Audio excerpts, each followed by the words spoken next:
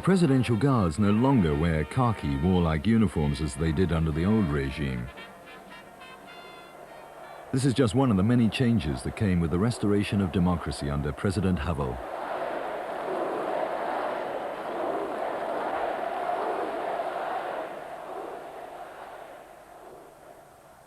Not far from the Prague castle is where we live. When the communists were in power, it could be useful to be hidden away.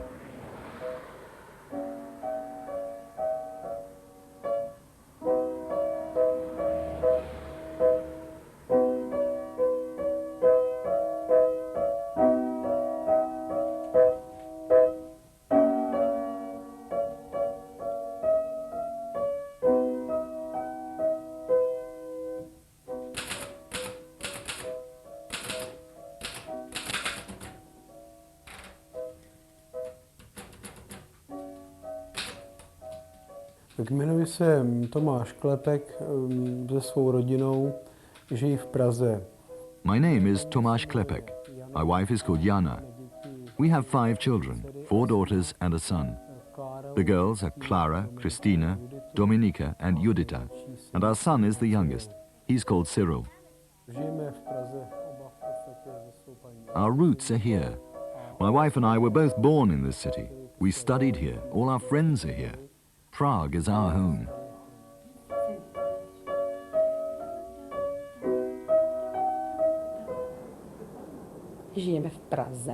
We're very happy living in Prague. On the surface, it may not look as if things have changed very much. Even when the children were little, we used to take them everywhere. We used to carry them on our backs or in our arms, walking round galleries and exhibitions and around the town. It means a lot to us, and we've been doing it for as long as we can remember. We go to concerts and theatres. We're very fortunate to be able to live in this city, and we can't imagine living without it. It has so many churches and beautiful places all around. From what we know from literature and history and music, we know something of the background of all the places we go. It's bred into us. We can tell the children stories about what happened in all the streets or bridges we pass. Prague has a tremendously rich history and culture.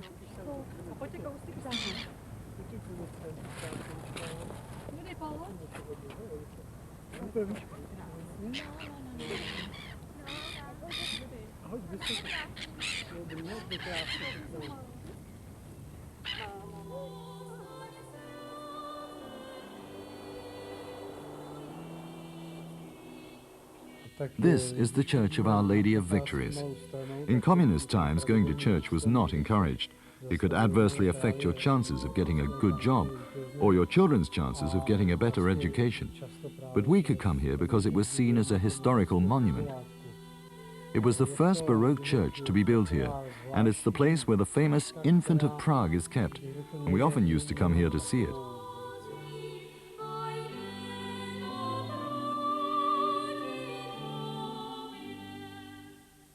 It's an unusual little statue. It is made of wax, and one of the interesting things about it is that it originally came from Spain. The legend is that it was made in the 11th or 12th century by a man who had a vision of the baby Jesus.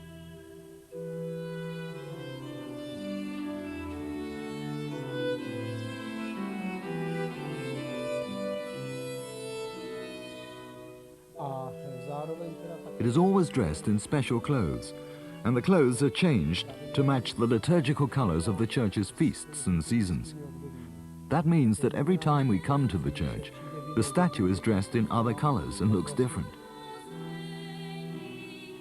But to Czech people, it has always been much more than just a rare relic of the past. We see it as a symbol of our freedom.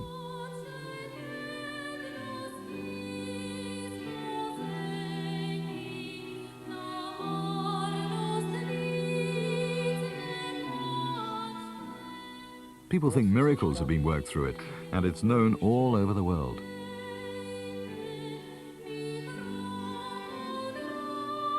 If any foreign armies invaded Prague, people would rush to hide the statue, often even before hiding their own children.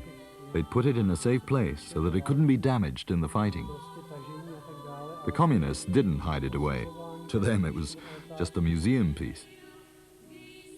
To us, it was a sign of hope. it's certainly seen a lot of changes. V otázce působení památek a duchovní kultury It was in 1948 that the communists came to chtěl power. začít vlastně od té situace, kdy vlastně vůbec došlo v roce 1948 tady k revoluci. Ta se asi odehrávala tím způsobem, že se They denied everything that had existed before, and they used banners and slogans and sometimes violence, as well as lots of empty words and lots of lies to try and create some sort of new world. Byla tady snaha vytvořit jakýsi nový svět. A tento nový svět měl popřít všechny hodnoty. But this new world was meant to destroy the old traditional values and undermine everything that was positive in what had existed up till then. They tried to stamp out individuality and make everything just the same. A vlastně památky. It's as if all the historic buildings, especially the ones that had any religious significance, the places that spoke out clearly, became silent witnesses. Ale vlastně který hlas nebyl tak jako, nebo jejich obraz nebyl viděn. They continued to speak in their own particular way, but all that time their voice wasn't heard, and what they symbolized remained unseen.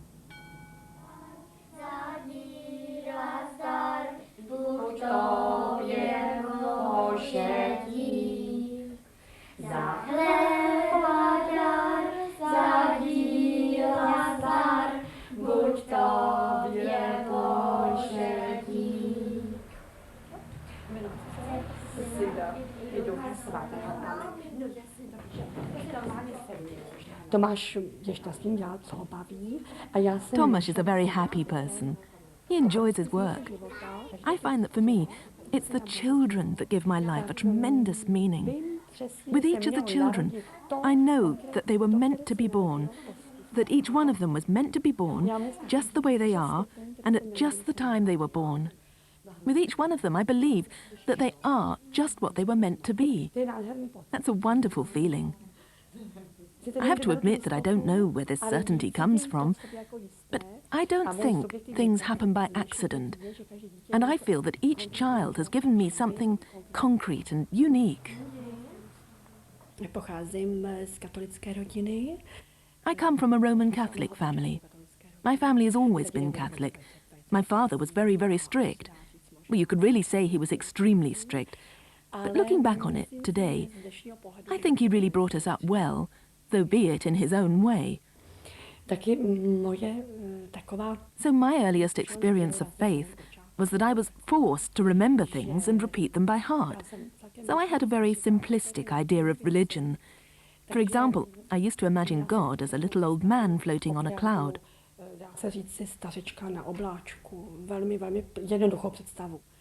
And that was reflected when I was an adolescent, when I rebelled and really wasn't able to go inside a church for 3 years or so.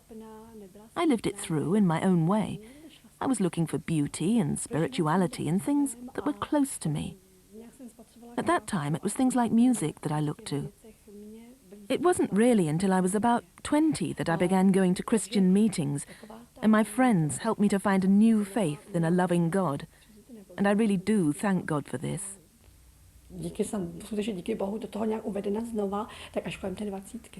And then I met Tomasz.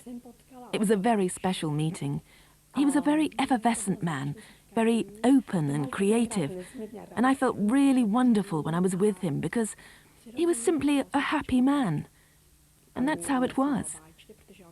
I'm a complicated person, and I used to take everything very seriously. So it was a relief to be with him and learn to take things simply.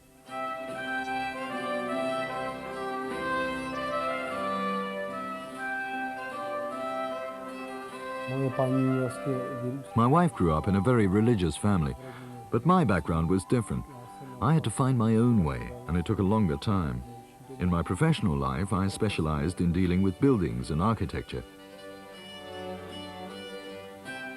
And the more of these old buildings I saw and studied, the more I felt in love with them, and with all the old values of craftsmanship and spirituality which they represented.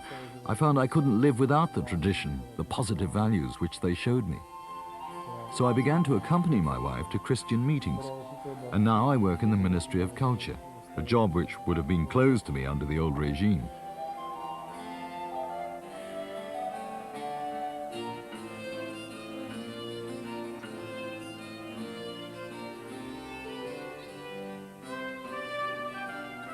I'm now in charge of a department which is responsible for the restoration of historic buildings in the whole of the country.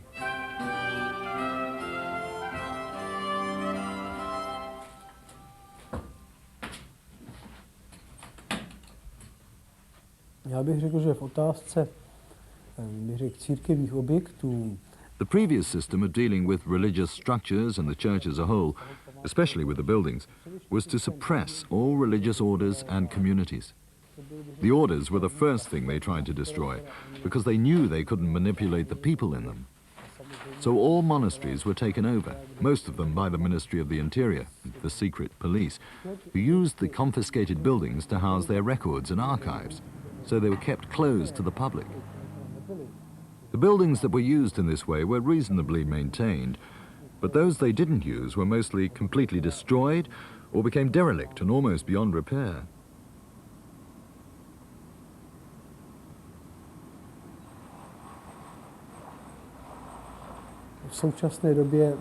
Now, of course, at the present time, the situation is noticeably better because the church now has the power to make its own arrangements about how it organizes itself. But we're still faced with the enormous problem of the shortage of priests, which is not something that can be resolved in a year. With the time it takes to train priests, it'll be at least a decade before we see the difference. And secondly, there's now a desperate shortage of funds for the restoration of church buildings. So there's a constant search for money to try and save the most badly damaged of them before it's too late.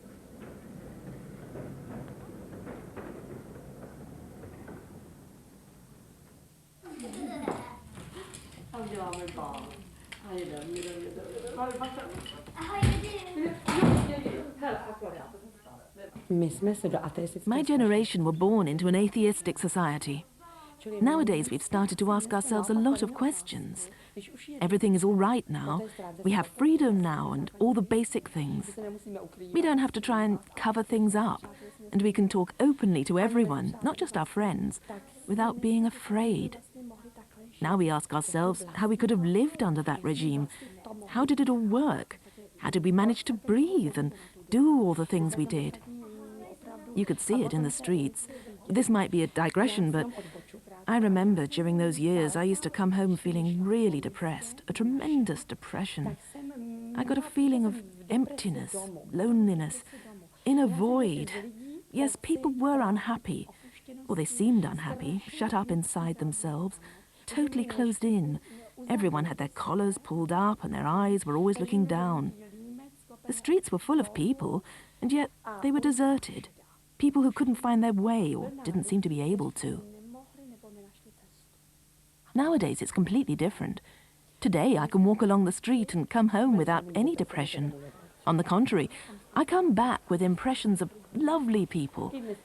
Today, even despite the problems that we have and will have, because it's an immensely complicated situation in our country, I get a really good feeling from the people I see in the streets.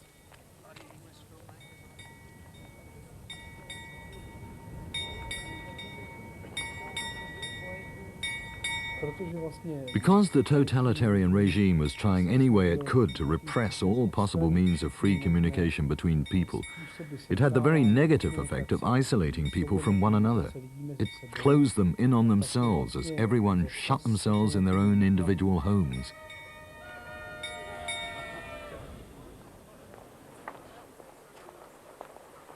In the end, it got so bad that people stopped communicating at all, and even stopped being able to formulate their own thoughts, and individual thinking ceased to exist altogether. Because we were so completely swamped by this incredible amount of lies and half-truths, truth itself was completely wiped out. People didn't even know what truth was any longer. And that's why we came to a decision, and thank God it wasn't only us, to create more spaces in which like-minded people could somehow find a possibility of meeting up and talking about common problems. And in the course of time, we also began to organize things like seminars and lectures.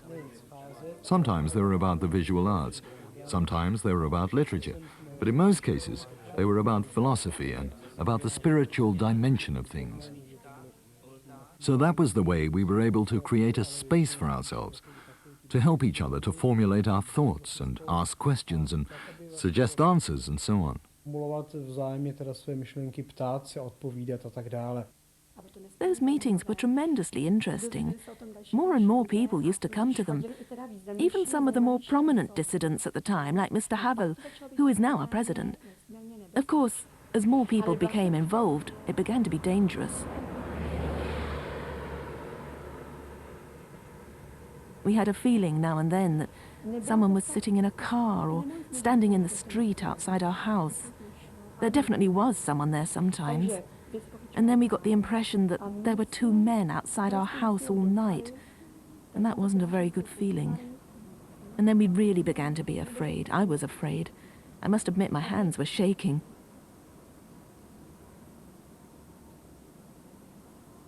But then I said to myself that it simply must end well. It can't be otherwise. Yes, the thing is good. It's a good cause. It's all good, and so it's not possible that it could all end badly.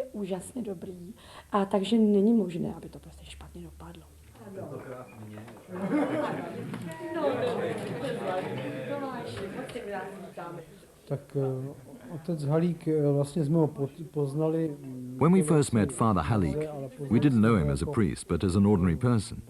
He used to work as a psychologist.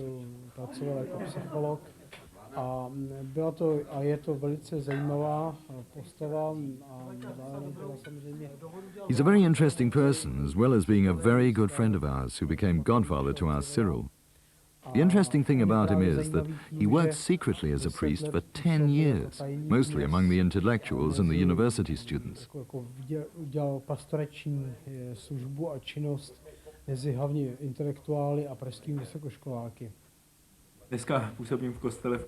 The church where I'm working now was used in the 16th century by Edmund Campion, who was later executed in England during the reign of Queen Elizabeth I for working as a Catholic priest. I read a lot of books and other material about him and his times. A lot of the Jesuits have worked in this church where I am now, and after 12 years of working secretly as a priest, it strikes me that their writings and biographies are so authentic and so similar to what we've been through. For example, there were all those masses in secret on bare tables or somewhere out in the countryside. Sometimes things took quite a dramatic turn, and when I read the stories of those English priests, it all sounded very familiar to me. I remember, for example, one time when we celebrated Mass with a friend who was a philosopher. He was working as a stoker in a boiler room. The authorities used to like sending intellectuals to work in places like that. There was a group of us there, and we held a kind of philosophical seminar in the boiler room, and we also had a Mass there.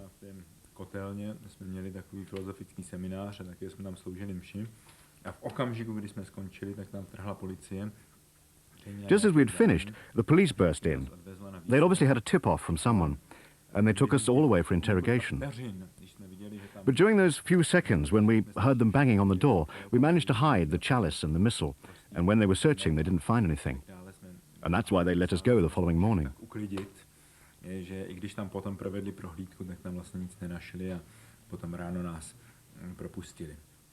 Right up to the end, there were a lot of worries.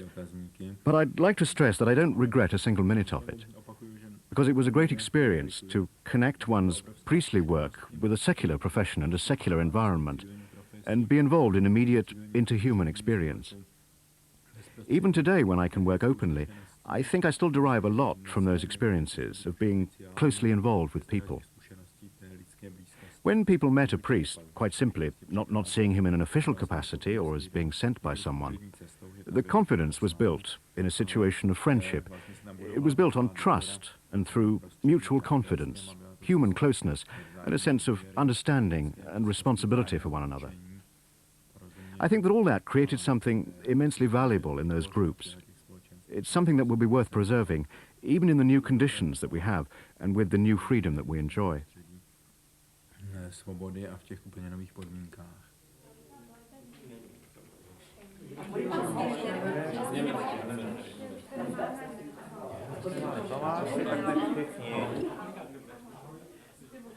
My jsme časem vytvořili takový poměrně široký... As time went on, we built up a relatively wide circle of families. Oh, by the way, all the families had quite a number of children. We began to meet, in fact, very frequently. We often came together for prayer meetings, but sometimes it was just to be together. And that was our circle of friends, in ordinary situations as well as for the lectures. We got together on ordinary occasions when we wanted to see one another.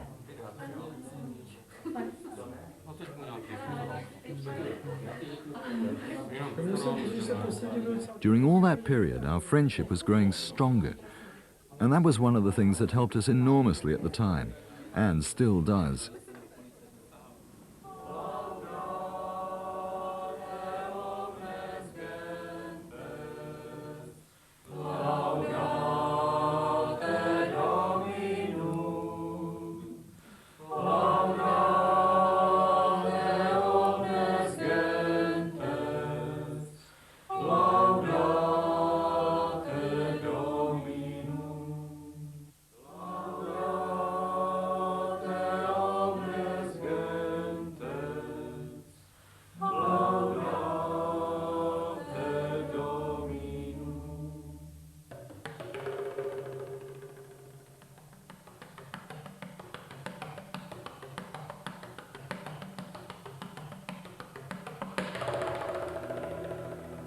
Then, in 1989, following popular unrest, came the nationwide protests which led to the toppling of the communist government and the introduction of parliamentary democracy. This was followed by the election of President Havel. Once the communists had lost power, old traditions could be revived. The three kings could once more proclaim the good news for us all. Vidí tři krále zdáleka, co je v Betlémě nového, že poslýcháte do něho. Narodil se tam spasitel, všeho světa vykupitel, co ty černý, co tam. Od prvních dnů komunistické revoluce v roce 1940. The communists had made strenuous attacks on the church and on God. But in a struggle against God, it was very clear that there simply wasn't a chance that any power on earth could win.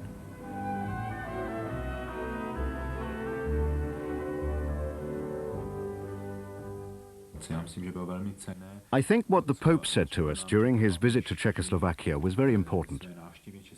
He told us to build a cathedral of free life. He said it couldn't be done by trying to return to what was here before our freedom was stolen from us. It had to be built on the foundations of the strength and the maturity we gained during the persecution. I think that we did mature in some ways. And what's really important now is for us to continue with that strength rather than turn back. And in that way, we can enrich other churches which lived outside in normal conditions and perhaps took freedom for granted.